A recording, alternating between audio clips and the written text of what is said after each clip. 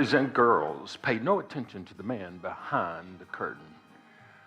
Scott, I'm going to ask you, if you would, to shut that door behind you. Okay. Wait a minute. How many people have never been here before with me? Oh, hey. Wow, we're glad you're here. I'm Buddy. I'm just a pastor here. And I have to explain this. This is a discussion kind of class. I ask questions and we answer it, and then if you give a good answer, you get a Tootsie Pop, okay? And it's not a big deal you get a Tootsie Pop that you can eat, but it's a big deal that you get a Tootsie Pop with a good answer, and she doesn't have one. So that's the way this works, okay? And I hope that Scott answers a good question, because I can hit him between the eyes from here. You want me to prove it right now? No, not right now. Okay. No, it's to watch the camera. Is that what you said? So anyway, I wasn't here last week, and I appreciate David pitch hitting for me, because last week was an unusual week for me. But we are glad that you're here now. Let's, David, why don't you open us up with a word of prayer?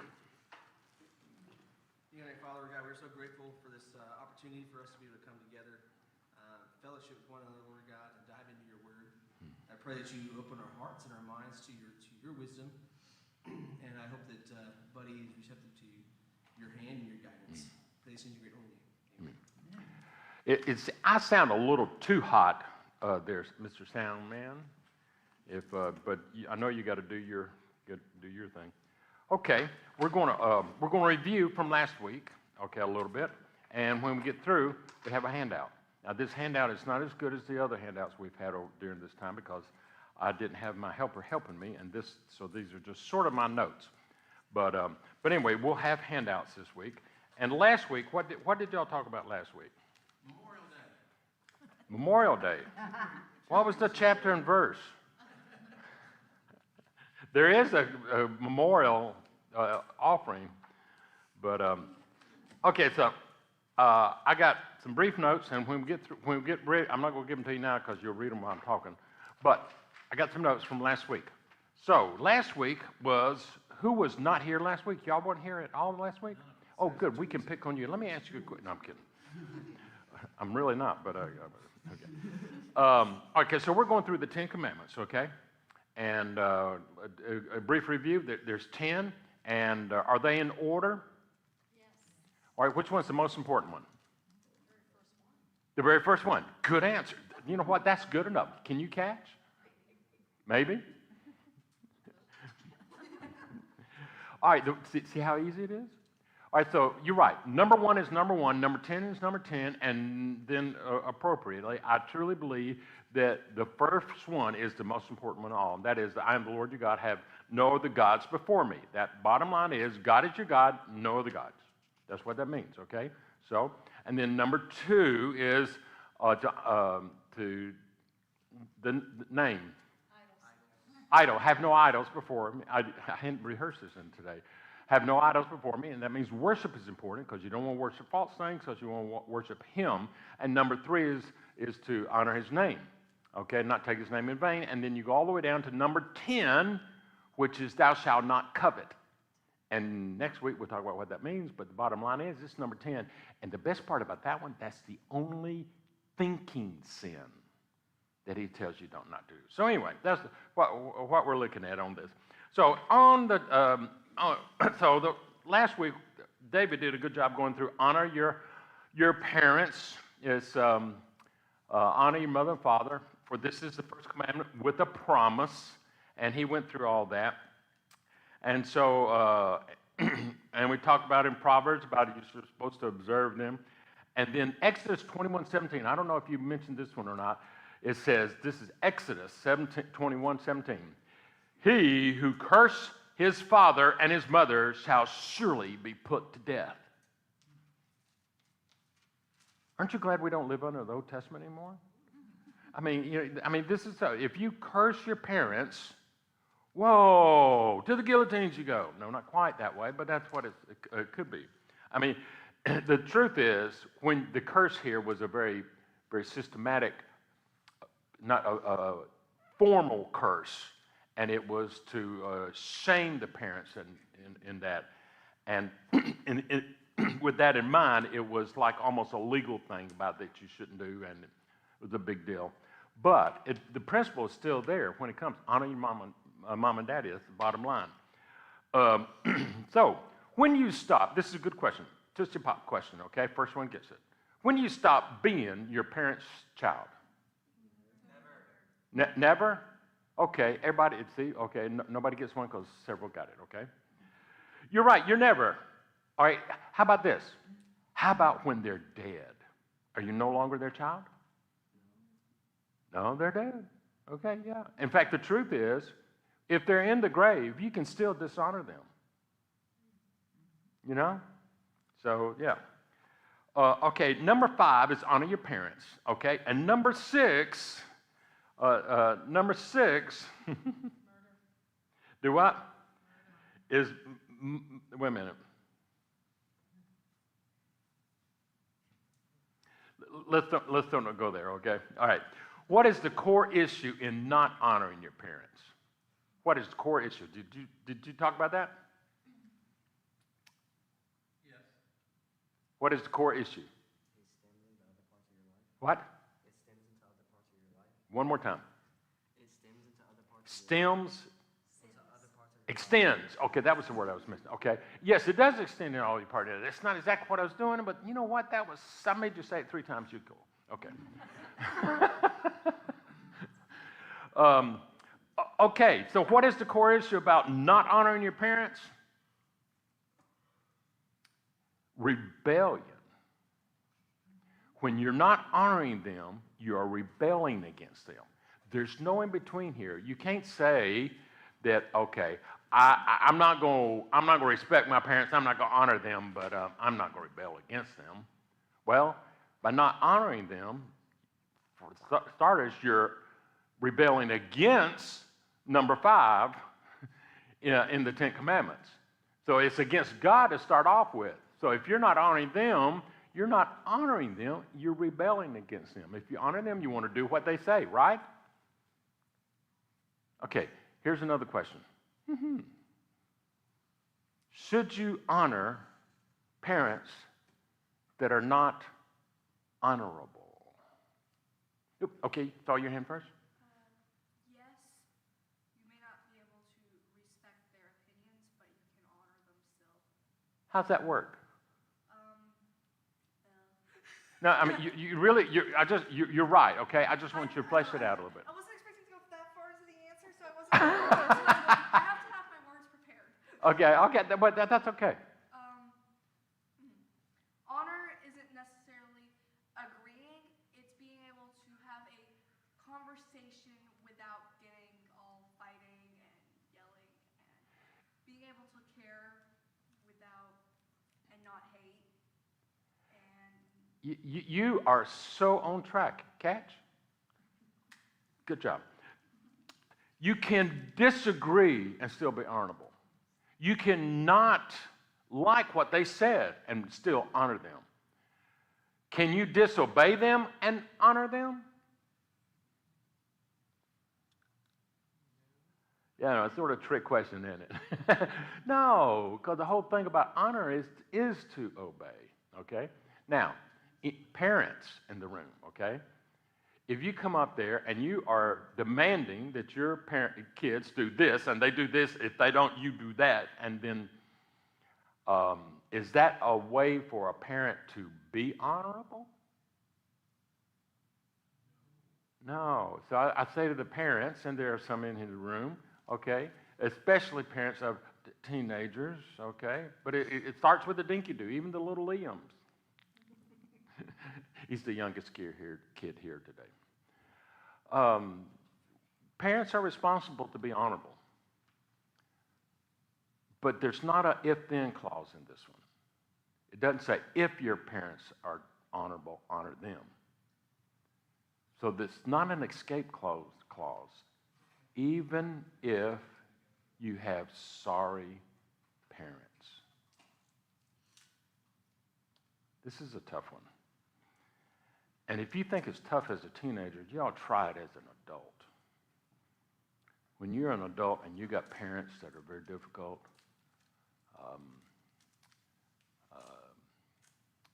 in so many ways, just because even if they're just plain sorry, that don't give you the ability to go to number 5 and go, nanny, nanny, boo-boo, God, you're on my side. They're sorry. I don't have to honor them. We don't get to do that. So we honor them whether they're honorable or not. Now, that doesn't mean that we make bad decisions if they're making bad decisions. The other side about that, what if they ask you, what if your parents ask you whether they're adult to adult or they're adult to teen, what if your parents ask you to do something that you know you should not do on any level? What do you do if your parents say, if you go honor me, if you go obey me, you got to do this, and you know it is wrong? What do you do? You don't do it, you honor God first. That's a pretty good answer. Take it one more step further. You compare what they're saying to the Bible, and if the Bible tells you not to do that thing, then respectfully tell them that. And Yeah, it's going to be real respectful. It's going to be very difficult to be respectful toward a parent that's not being respectful for you, asking you to do something they know is wrong. So that's a little tough, okay? For parents, of grown kids, when they come and ask you to do something that you know that you should not do, it's even harder. And I'll tell you this, make it simple, okay? If your parents, especially as teenagers, okay, children, your parents ask you to do something that you know you should not do, and you don't want to be rebellious in the sense of, I'm not going to do that, you know? Or even as adults going, whatever, Mom, please, you know? Wait a minute, that sounded like a teenager, didn't it? If you know you shouldn't do something they're asking you to do, rather than getting in their face and say, the Bible says I don't have to do this, I shouldn't do this. You don't want to get like that because that's not honoring them. That's being disrespectful if you're getting in on their face about it.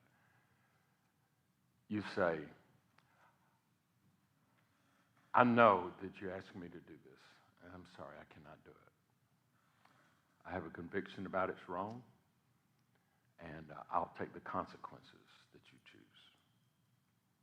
And then, you know, if they come back and they punish you over it, especially parent to kid, you willfully take the consequences.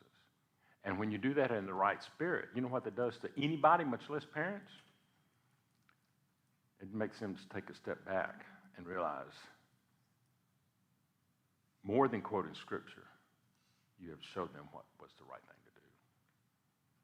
So, and I spent, y'all probably know this, I spent 20 years in student ministry. In fact, this is the only church I've ever been a pastor. Every other church I've been worked at, I've been in student ministry.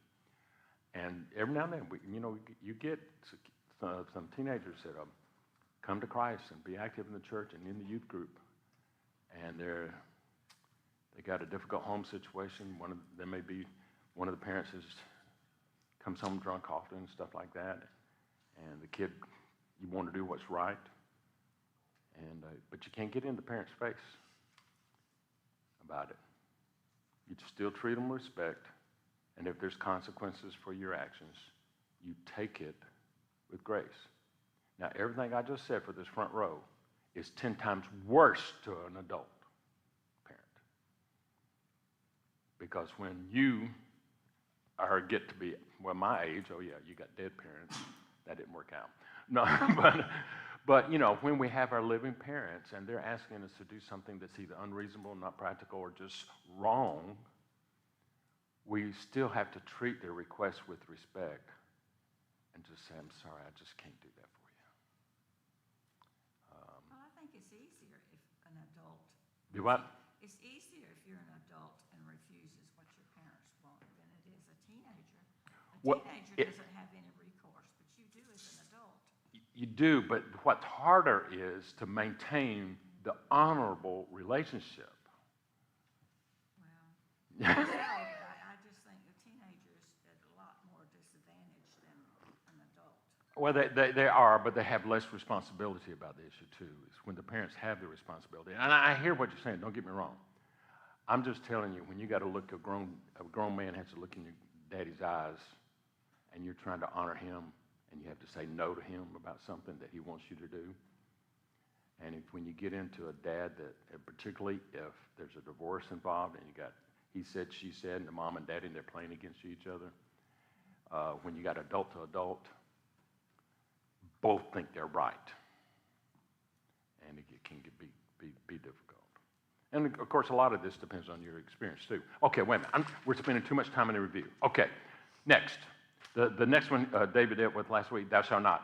Murder, okay? All right, everybody understand what murder is? We didn't do that one. Oh, we didn't do that one. No. Oh, we did 5 and 6. Yep. Never mind. Yes, we did. Okay. All right, thou shalt not, all right, define murder. Thou shalt not kill. What's the difference between killing and murder? Murdering is with an unjust cause. That's pretty good. I'll give you that one on that. I prefer the language of taking an innocent life. I mean, because, you know, if you get in a situation of defending your life or your family, that's one thing. It's another thing if you're the one breaking in and attacking somebody else. So, but yes, that's right. And here, the key on murder is life is precious. God created life. He created us to live. And when we choose to take a life, all the way back to the garden and get Cain and Abel, when we choose to take a life, we're violating that. And the reason is because Genesis 9:6, and you will get this piece of paper, okay? Whoever sheds a man's blood, by his blood shall be shed. In other words, when you kill somebody, you're going to be shed. For the image of God, he made man. When you kill someone, another person, you're destroying the image of God. And that's why it's precious, okay? There's another problem with murder. There's no restoration with it because that you can't bring somebody back to life after murder like that. In our culture, did you talk about it in our culture? Yes. Okay. What's the biggest way our culture abuses this or breaks this commandment? What'd you say? That's it, abortion. Okay, good. Yeah, good job. And I've got some verses on that. We won't go over that tonight. So you can, we'll be sure you get that right there. Okay. Now, with that in mind, number 7. I will give these out to you now, but I don't want you to get ahead because I'm asking questions and I've got the answers on here and I don't want you to cheat. Okay, this one's going to be fun, okay, especially with this audience, okay? Number 7. What is number 7? Do what? No. Yeah, don't commit adultery. Yeah, because stealing a mate is worse than stealing a thing. That's the way I remember it, okay?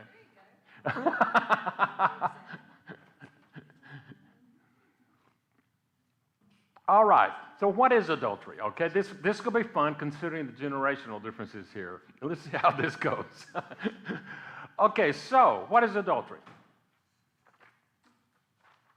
Adults behaving badly. Yes, but no. Do what? Not being loyal to your partner. Lady, absolutely. It is a loyalty, faithfulness question that involves physical relationship.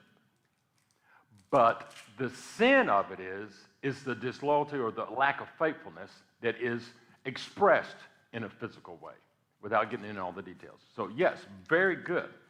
The core of it is the faithfulness. It's the sin of betrayal. And the core of the sin that you commit, the one that's committing it, is selfishness. They look at something that is not theirs and they shouldn't have it and they want it anyway and take it. That's what the core issue is on that. It is like, I want what I want, and it doesn't matter who it hurts if I get it. You see that right there? All right, let's, in terms of relationships, because primarily the Scripture is talking about in a married relationship this, and we'll get beyond that. But in a marriage, can a relationship survive this sin? Good. I don't have enough Tootsie Pops. But yes, it can. Restoration is possible. Murder, restoration is not. Thou shalt not steal. When this next one, yes, we can restore that. It's easier because you say, okay, I stole this, here it is. But when you come to restoration on adultery, it's a little bit more complicated because it's not just simply an act you can undo because you've done it. And you have to restore the relationship, and that it takes a little bit more to do it. So restoration is possible, but it's all right there. Now, here's a true-false statement, okay? No Tootsie Pop for this because it's just a 50-50. Okay, true or false? It takes two to make a marriage work, and it takes two for divorce. Do what? Okay. You got that? Okay. This is the fun one. It takes two to make a marriage. Okay? And it takes two to restore the marriage. But if two will go through and survive the divorce, you can survive it. Okay? So I call this as being false. Because if one wants a divorce and the other one doesn't, there can be restoration there in time.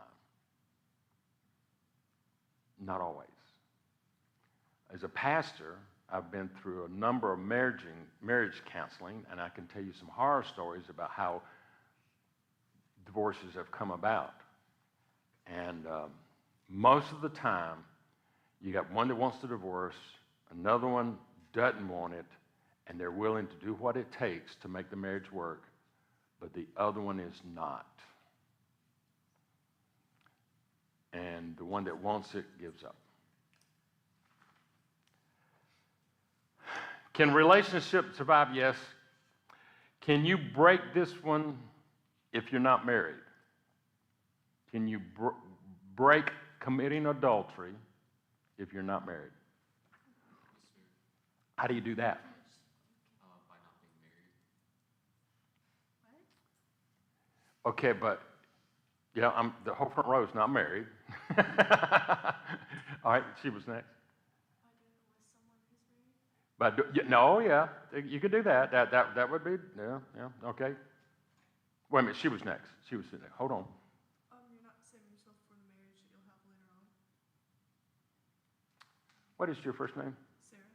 This is Sarah. Okay, what were you going to say? You can do it in your head. Oh boy. All right, y'all, you've been reading my notes. Okay. All right, Sarah. When you have, quote, premarital relationships, and you don't have an engagement, you don't have a husband or wife, you're just playing the field, you're dancing around these words with the mixed audience is crazy for me. But you are unfaithful to your marriage partner of the future. So that is just as much of a sin as it is to the one you're married to. So premarital relations is committing adultery to your future partner. Bingo. You already got one, right? That was so good. That's your last one, though,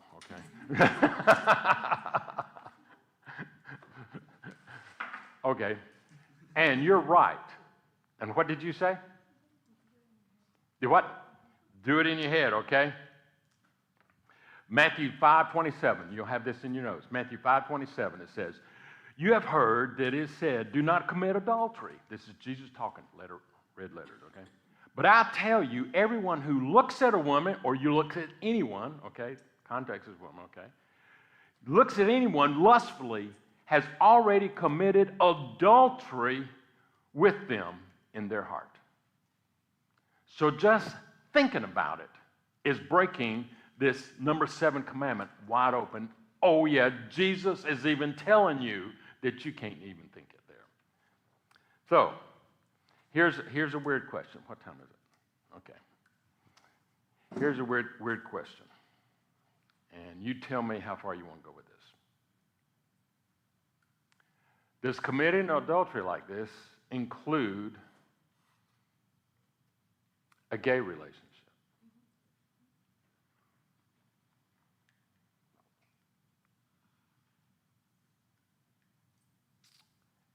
Yeah, it does. And more. I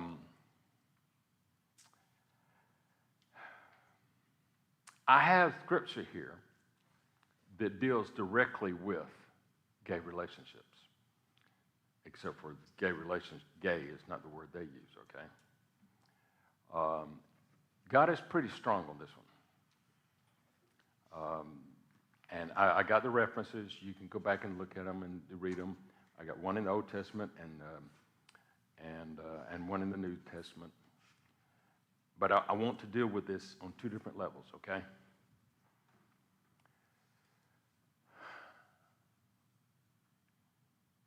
And I've said this many times from the pulpit on Sunday mornings, okay? If we're having church on Sunday morning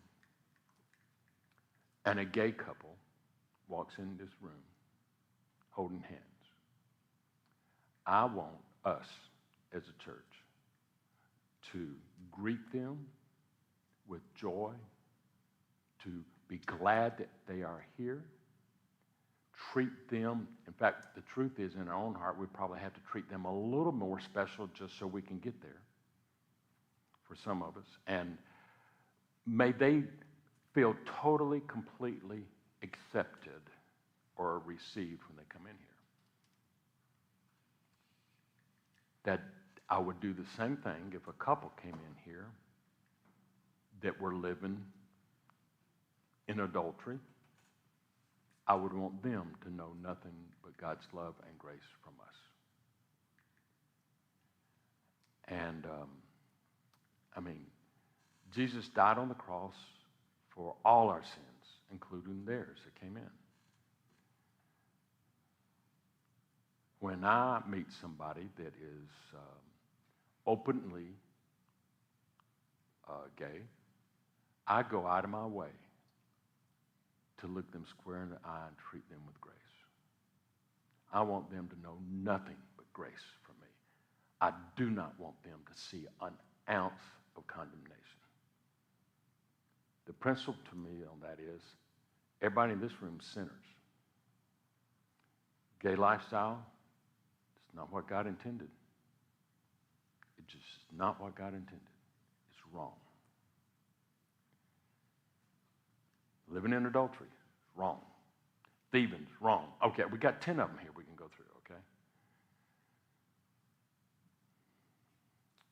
But I'm not the one that condemns. Now, I will say this for my members here, okay? Somebody coming in here holding hands, committing that in an adulterous relationship or in a gay relationship, neither one of those are going to have any responsibility in this church. They're not going to have any leadership. They'll be limited on other things. But it's not because of that sin, it's because they're choosing to live in sin. And there are hundreds, if not thousands, of sins that are like that, that's going to just basically keep you out of and keep you away from walking with the Lord on a daily basis. I assure you, this morning in this church, we have people that are not walking with the Lord. And do you think I'm going through, when they come in out the hall, they're going up there, oh, there's a guy, no, hey, you go ahead, you're not right with God. I pass them up like that? No, those are the ones that I reach out even deeper to shake their hand and tell them I'm glad. Oh, you're just an illustration. I'm not picking on you, okay? But, I want them to see the love of Jesus in my eyes. Even the ones, especially that are in their face, in my face, with their sexual preferences, I won't sit there and let them offend me. But, and I will not receive them any closer I would any other person who's living a life that's contrary to these. But I want them to see grace. Does that make sense to you? If you got any questions about this, because, there's more discussion to be had. But on my notes, I got a little emoji that looks like the guy's got his teeth together, chattering and going, ooh. That's the emoji I got right there, because I don't like talking about this in an open crowd like this. Mixed. Which, by the way, if there was a fourth grader in here, the conversation would not have been here at all. I would just say, number 9, I'm not prepared, but we're skipping this one. But does this make sense to you? I'll say to my people here, okay, all right? You got any questions about where I am on this? If you struggle with it, I welcome your phone calls about it. I'm very approachable about that. To be honest with you, I'll meet you exactly where you're at on it. I've realized, and I struggled with this for a while, because I got DNA in my family who are gay. And when you first, for me, 20 years ago, when all this started coming up, it was very difficult. And they're still family, The difficult with any of these, with all of these, is if you become too close to somebody who's living in the lifestyle to any of this top 10 list, you can be sucked into it. So there is a sense that we have to guard our heart. And to be honest with you, the immorality of the sexual sins are the easiest ones to get sucked into. And when we get up here, commit adultery, this is more important than stealing and lying in God's eyes. Okay, does that make sense? You with me? Okay, all right. Any questions, any comments? I'll go for a good comment now.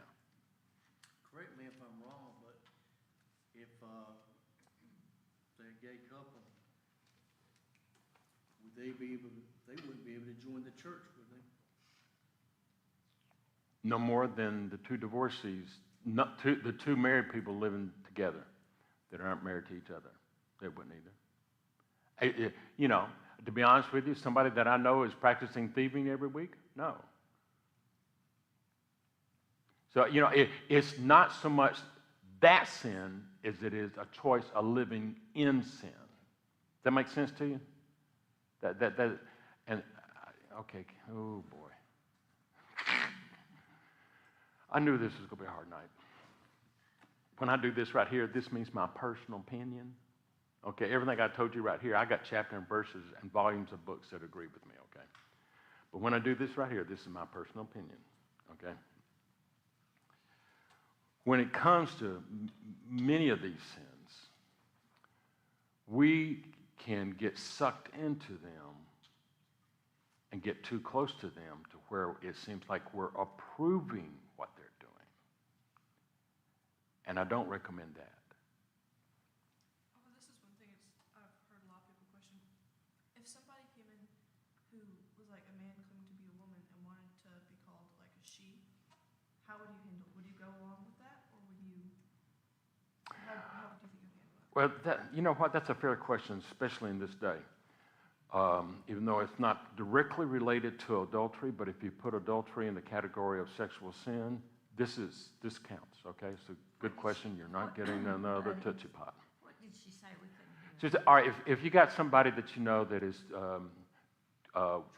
trans, And they want to be called he when she's a she, and she when she's a he.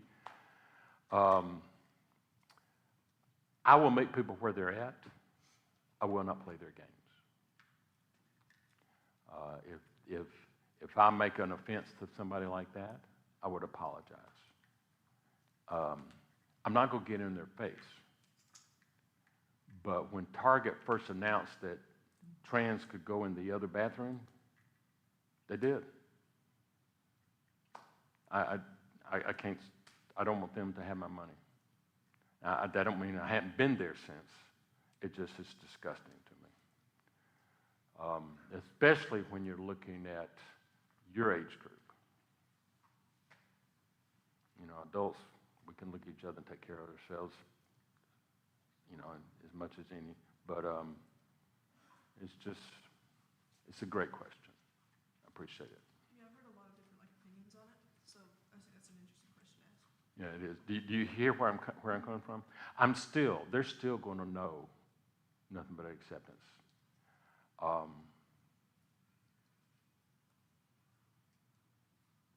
In the past couple of months, I have at least hugged 3 people that are distinctively gay.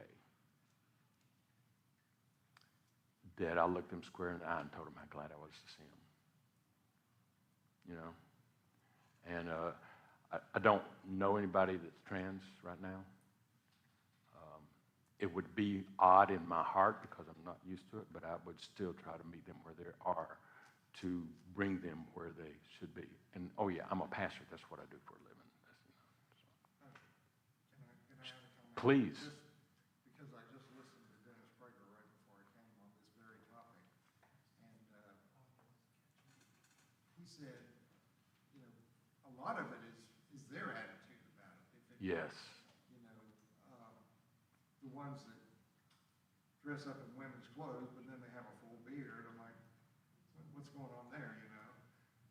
Whereas someone that, of course, personally, it's tragic, but if they truly believe, and that's how they identify, and it's clear that's how they're identifying, that's one thing. But if it's the, you know, you're going to have to accept me because I'm doing this, and it's the bizarre.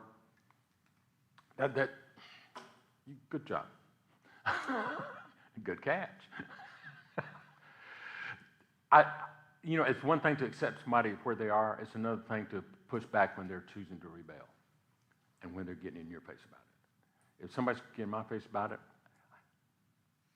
I walk away. I'm not going to get in their face about where they are. Now, unless they're talking about the difference between brisket and pork barbecue, that's a different issue, okay?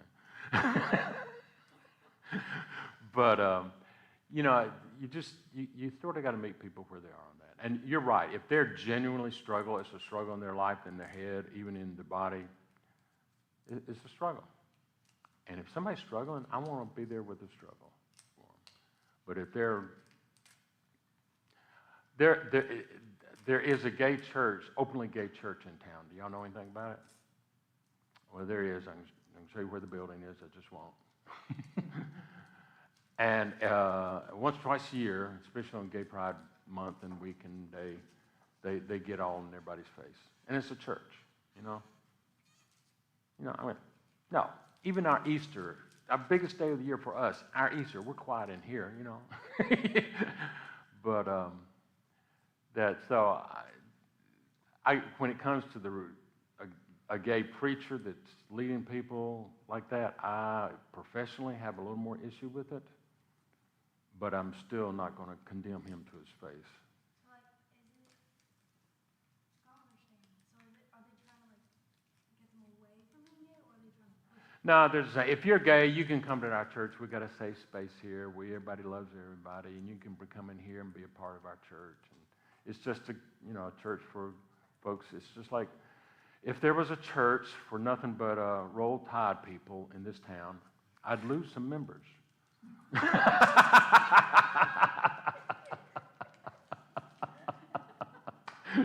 That was the best line of the night, wasn't it? But, you know, they meet their own people like that. Okay. Do what? Roll Tide Pride. Yeah, I did. All right. Okay, so when it comes to, the bottom line is on number 7, do not commit adultery, is we are to honor marriage and we're to be faithful to the ones we are married to. That's the bottom line is. And it's unfortunate that in our society and our culture that covers a lot of other areas that still the core thing is God intended one man, one woman, and not one at a time, but for life. That's what he intended. And, you know, we could chase other rabbits with this right here, but let's go with that, okay? All right, we good with this? All right, number 8, thou shalt not steal. Now, if you wanted to put that in a positive way, how would you say, thou shalt not steal? How would you positively tell me, you tell me not what to do. The guy's saying, don't do this. How would you tell somebody to do this? Not steal, but live it in a positive way.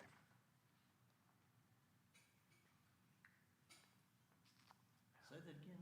Yeah, okay, you got honor your father and mother, okay. Then you got don't commit adultery, honor marriage. Thou shalt not steal. What's the opposite? Earn your keep. That's certainly application, and we'll get there. Well, okay. Respect other people's property. I'm just going to borrow it. You can borrow it. I want you to read this out loud, what I got right there. Honor other stuff. Teacher Pat. And I am not complaining, okay? Okay, yeah. Don't steal. Honor other people's stuff. You know, it's not yours, it's theirs, okay? And the other side of it is, here, go ahead and read this for Joe, right here. It says, And work for what you have. and work for what you have. Okay, all right, well, we're done for the night. Y'all done good. No, I'm kidding. Okay, Ephesians 4. Ephesians 4:28, and you'll have this on your piece of paper. It says, he who steals must steal no longer, but rather must labor, work, performing on his own hands what is good. And this is the one missing piece here, okay? So don't steal, work for what you got. Then Paul goes on in Ephesians and says, so that, you ready for this? I'm getting ready to rock your world. So that you will have something to share with those who have need. So when it says, when Paul is talking about don't steal, thou shalt not steal, don't steal, work for what you get, work hard enough so you can give it away. That's what thou shalt not steal is all about. Does that make sense? Which is sort of simple, but it's sort of crazy, okay? Right here in this Ephesians passage right here, labor literally means to feel fatigued, to work hard, to toil. And labor means to work, okay? And it's King James uses the word working in other translations. Performing with his own hands means to toil or task. So when we're talking about all this, we're talking about what we know is working hard at what you're doing. Now, you go into any retail place, whether it's retail food, retail stuff, cards, cars, anything. When you go into and you see somebody there, it's very difficult sometimes to be patient with retail salespeople. Because when you walk up to them, you're detracting them from what they want to do. I have a solution to that. It's the same solution that is when you go into a restaurant and you get poor service. Now, I realize McDonald's, you're not required to leave a tip there. But when you're at a place that is traditional to tip the servers, they're working a tip and they don't earn it. I have often left twice the tip they were expecting and asking God to open up their eyes that they do not deserve that. But by grace, my personal grace, because I have grace from him, I extend it. I have double tips to sorry help. I've also left a quarter on a table that should have been a $5 tip.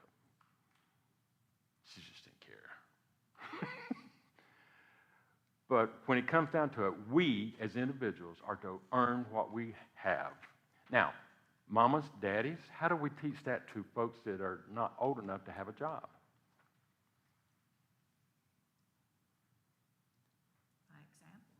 By example. By example? What? So you got a job? You working it? Yeah, well, talking about leaving a tip or. Oh yeah, leaving a tip. Oh, okay, but basically the positive here, honor other stuff, and that means, and Paul says, don't steal, but perform your own labor and do so you have enough to share. That's the example I'm saying, looking at here. No, that's okay. You just gave the Old Testament. I was already in the New Testament. That's good. So how do we, John? Chores, allowance, and tithing. And tithing. And when it comes, how many? Do any of y'all get an allowance? You get an allowance? Nobody else gets an allowance. Melanie, I'm not going to mention that he's mentioned this to me, but he needs a raise in his allowance. Okay, so one with the allowance. Oh, this is fun. None of y'all get an allowance? Okay, out of your allowance, do you have to pay for your food? Do you pay rent? Who does your laundry? I fold it, but other than that. But you don't wash it? Okay, and they pay you to live there? No, I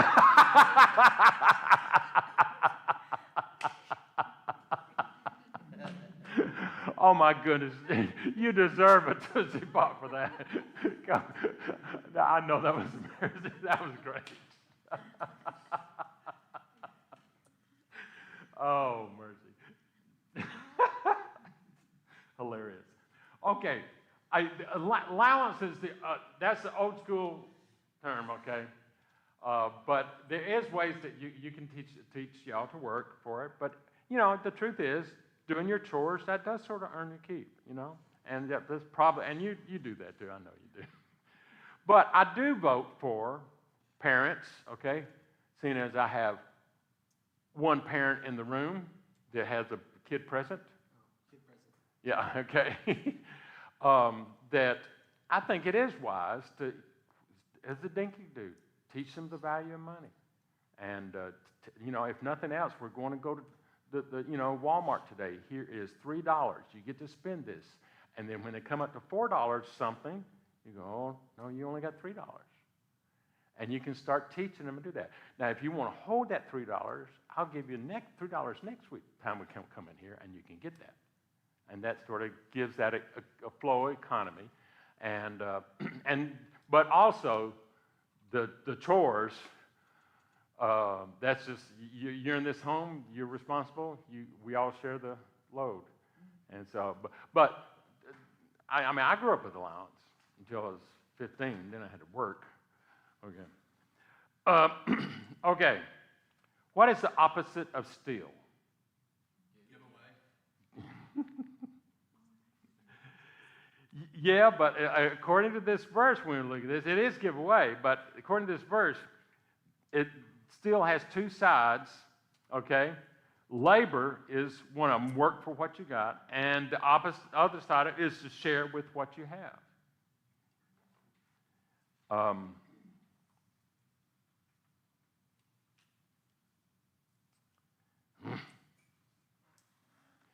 All right, there's a difference between somebody who is 71, 41, and even 15, okay?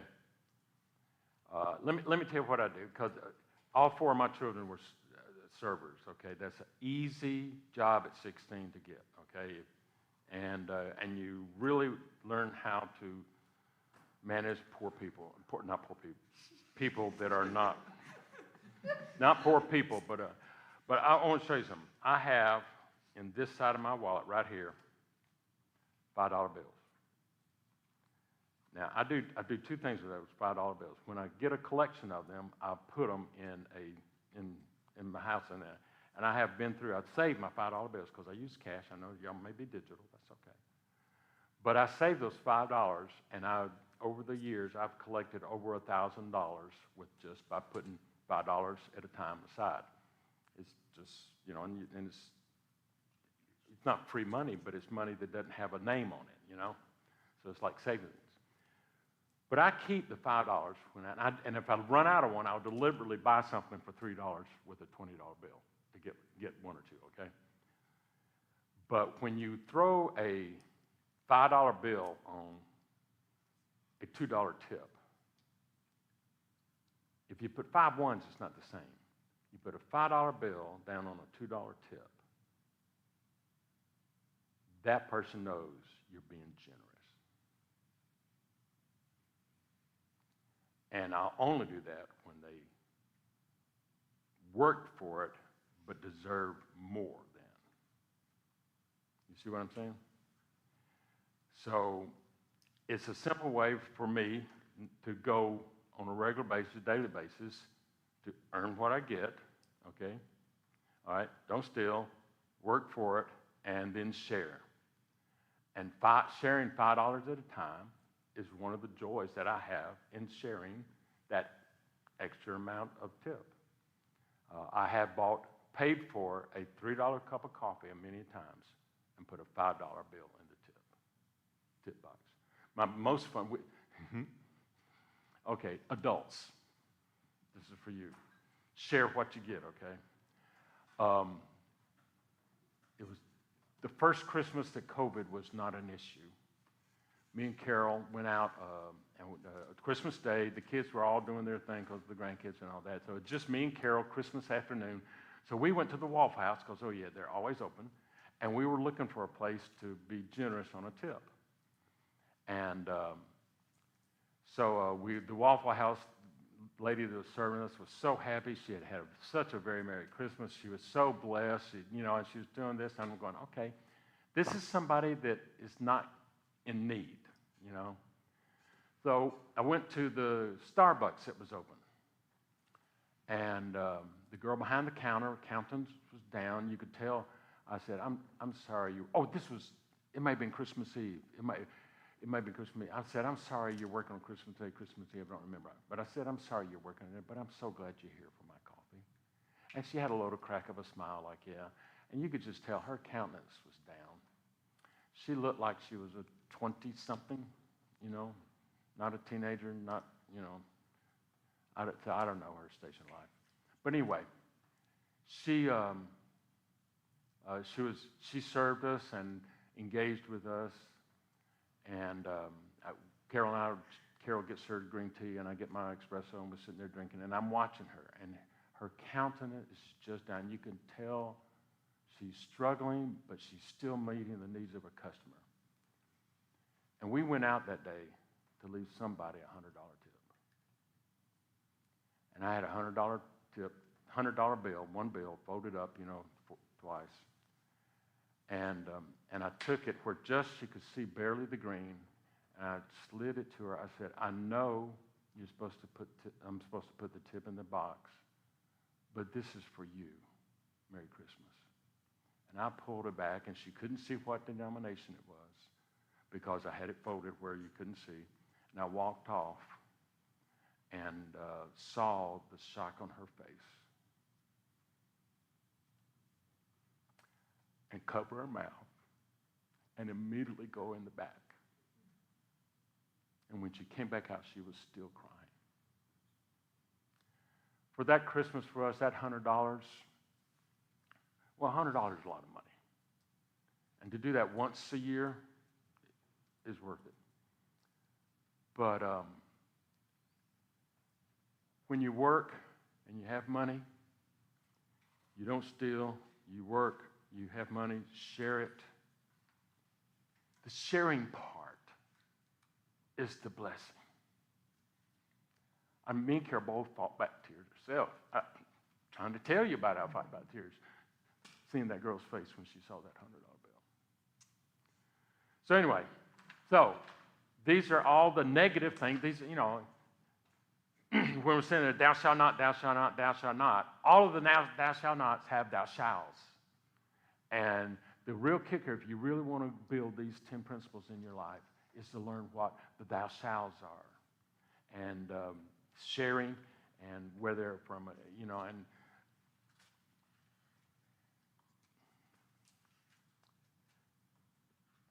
Live a generous life in generosity, and you will never lack anything. I believe that with every ounce of my bone. All right? Any questions about thou shalt not steal? All right. Next week, we're going to got the last two, and we're going to wrap it up. And if anybody can come here next week and name all 10 of the 10 commandments, you don't have to quote them exactly, but name all 10 of the 10 commandments in order, you get a Tootsie Pop. Okay? You got it? All right, let's see. Here's honor your parents and... Okay, so I got two handouts here, so we'll start them in different directions. Do what? What happens what? You will miss getting a Tootsie Pop. What if you can do it now? Can you do it now? Yeah, you want to do it now? We're 5 minutes early. Okay. Who can say the 10 commandments in order? You got your limit.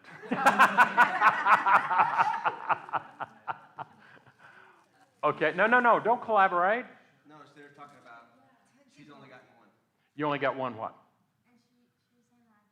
Okay, you've got a Tootsie Pop? Okay, did you get a Tootsie Pop yet? Okay, she goes first. No, she goes first. Go ahead. Louder.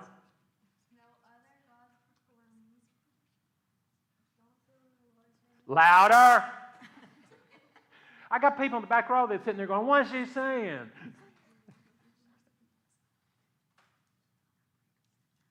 Number one. Okay, what is it? Well, if you already said it, you already know it. Okay. Don't take the Lord's name in vain. Oh, wait, no. What? Okay, I'm not going to correct you again. If you say the wrong one, you're out.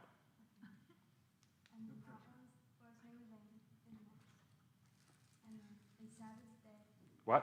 Keep the Sabbath day holy. Honor my mother and father. Murder. Not murder. And then.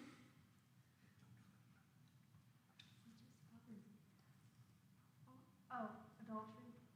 Don't do adultery. And then steal. And then cover. Wait, no. What's the one that... I don't know why you say it. Come on, you can do this. You got this. You can taste it. It's lying right there. Do what? No lying. And what? What's the last one? By the grace of Joe, you get a Tootsie Pop. All right. Okay, let's see if you can do a better job. God should be first your life. Don't have idols. Don't take the Lord's name in vain. Keep the Sabbath holy. Honor your father and mother. Don't kill, or don't murder, sorry. Don't commit adultery. Don't steal. Don't lie. And don't swear. Okay. Anybody else want to try this? Not gonna be here next week. Come next week. You get. We know the same song. We know. Oh, Cindy and I know the same song. So. okay. You know that's the way my wife remembers. All right, that's great. David, why don't you lead us in a word of prayer? Dear Heavenly Father, God, thank you so much